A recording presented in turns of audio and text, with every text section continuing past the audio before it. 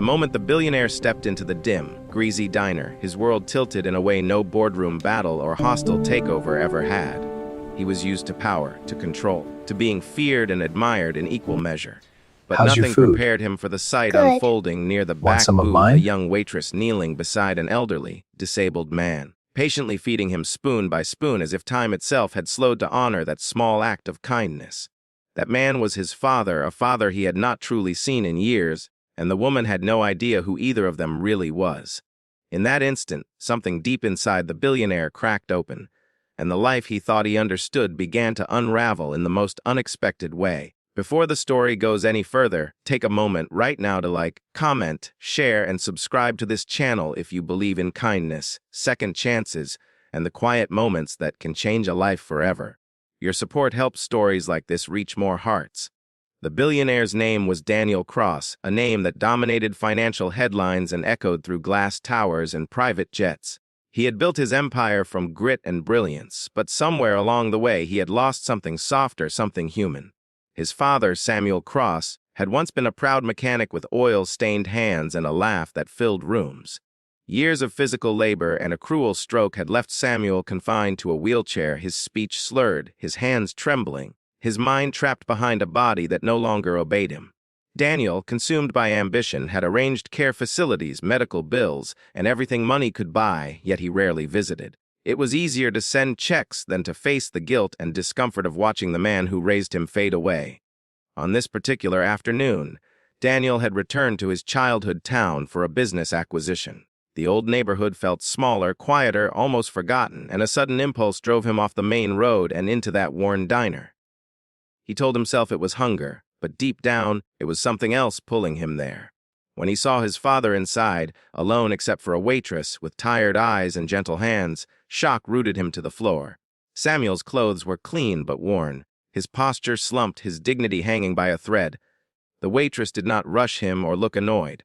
She wiped his mouth, adjusted his napkin, and waited patiently between each bite, as if this was the most important thing she would do all day. Her name was Emily, though Daniel did not know that yet. Emily was 26, balancing 2 jobs and a mountain of debt left behind by her own family's tragedies. Her mother had died young, her younger brother needed constant care, and life had taught her early that compassion was not optional, it was survival. She worked long shifts, often overlooked, often underpaid, but she carried herself with quiet strength. When Samuel had begun coming to the diner months earlier, struggling to feed himself, something in Emily refused to look away. She started helping him, first discreetly, then openly, even when coworkers rolled their eyes and managers warned her about wasting time. To Emily, Samuel was not a burden or a charity case. He reminded her of her grandfather, of all the people the world had rushed past without seeing. She never asked about his past or his family.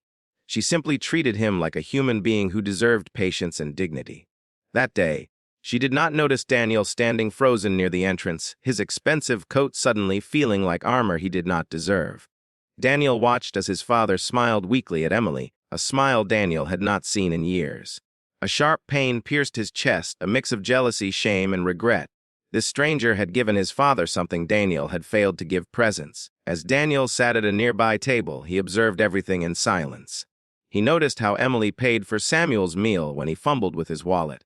He noticed how she shielded him from impatient stares. Each small act felt monumental. Daniel's mind raced with memories he had buried. Long nights when his father worked overtime to support him. Calloused hands fixing his first broken bike. Words of encouragement whispered before school exams. Somewhere along the climb to success, Daniel had convinced himself that providing financially was enough.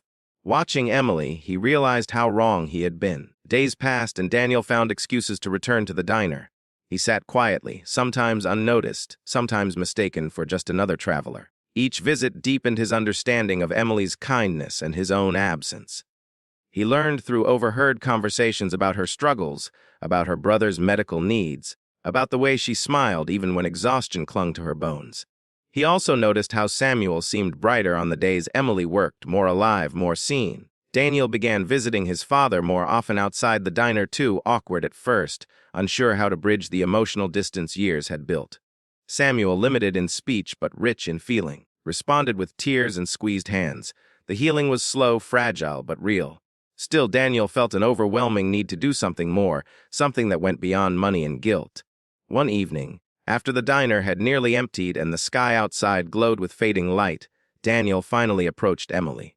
He thanked her awkwardly, sincerely, his voice thick with emotion. She brushed it off, embarrassed, insisting it was nothing special. She had no idea who he was, and Daniel chose not to tell her. Instead, he listened as she spoke about Samuel with affection.